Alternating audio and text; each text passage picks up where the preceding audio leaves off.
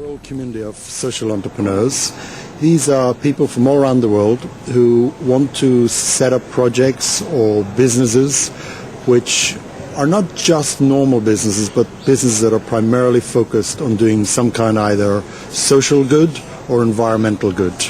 And we have a world community of people in over 90 countries who a lot of it takes place online, like the way they interact with each other, a bit like Facebook and YouTube almost combined, so like an online community for people who care about the world. And then we wanted to create our first World Summit, which is right here in Phuket, to bring people together. Right. You're based out of London? Yes, we're based in London, yep, but we're a world community. Right. So why did you choose then to come to Phuket to hold your so-called World Summit? To be honest, it was a really difficult decision we made. We literally spun the globe.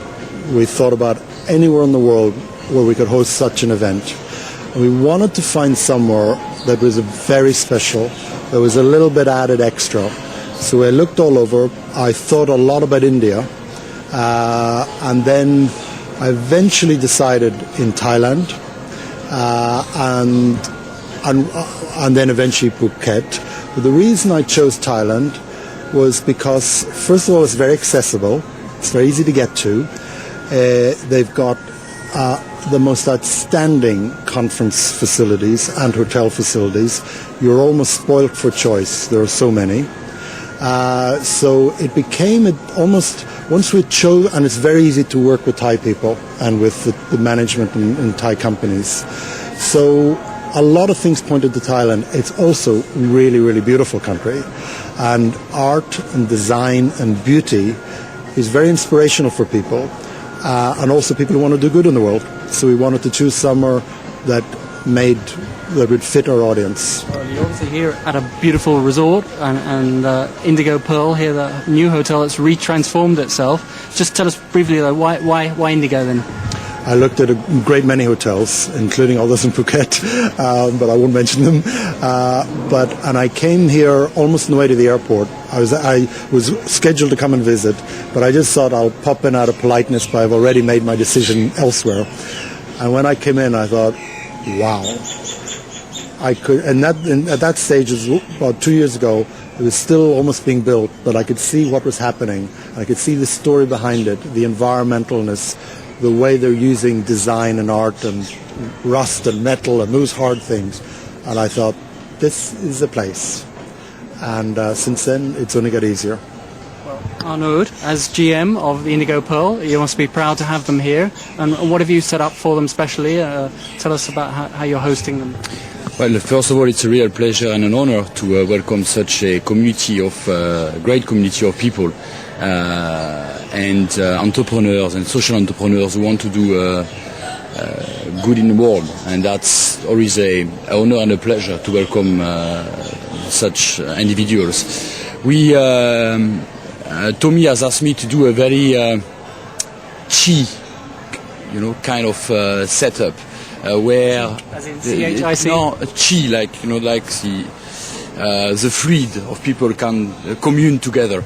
So that's why he asked us to set up in a half circle, which is a very unusual setup and slightly elevated on two elevations, so that I think the whole idea was to break the ice and to get people at ease and to face each other every time they communicate, which I think is a great setup, but it's not usual, and we like to do unusual things here in Indigo Pearl anyway. So thanks to Tommy again for the inspiration behind it. So it's an initial conference setup.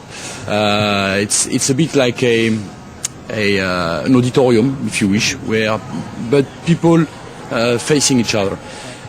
So that's the first element of the conference, and that's for 3 days. After that, they had a party on our Coliseum garden yesterday, which I think went great, and the weather was also beautiful.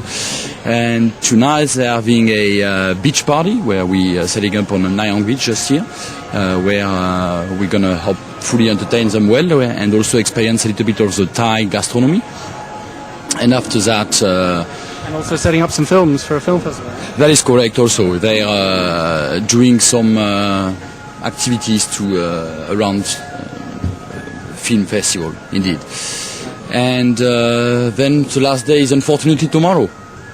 Yeah, that'll be- Tommy, how many people have come here? Who are sort of participants taking part? We've got 80, just over 80 people, and they are really from all walks, from everyone from people like Chris Kramer, the former president of CNN International, director of Viacom, who own MTV and Paramount Studios, to 20-year-old kids with ideas. And there's a real mix of people with a lot of respect for where each other are coming from, and that's been beautiful. Some of the topics you've been discussing, I see you've got some local speakers from Andaman Discoveries and ecotourism and Prince of Songkhla. Tell us how that went. They were extremely well. They showed their projects because of the importance of tourism here in Phuket, but also, and I think a lot of people appreciated this, that if we're going to do, we must do tourism in a more ethical way, as much as possible, and more eco-friendly way, and I think it's more sustainable that way. Otherwise, places become dumps, quite frankly, and I think a lot of energy has been put into trying to think and design about the future of this province, and that also attracted people a lot. And may I just say one thing about the working here at the Indigo Pearl? A lot of people told us we couldn't do it. You cannot organize an event in London, in the other side of the world, more or less over email, but we did, and that's a credit to the management and the staff here. And there were a lot of little surprise moments. Last night, the gala dinner, it's a beautiful Thai performance and so forth. But the local management staff here, they sculpted out the hygienist's name in a beautiful ice sculpture. We didn't ask for it, it was there. The wow effect is very, very important, and that's where we've been really impressed by this place.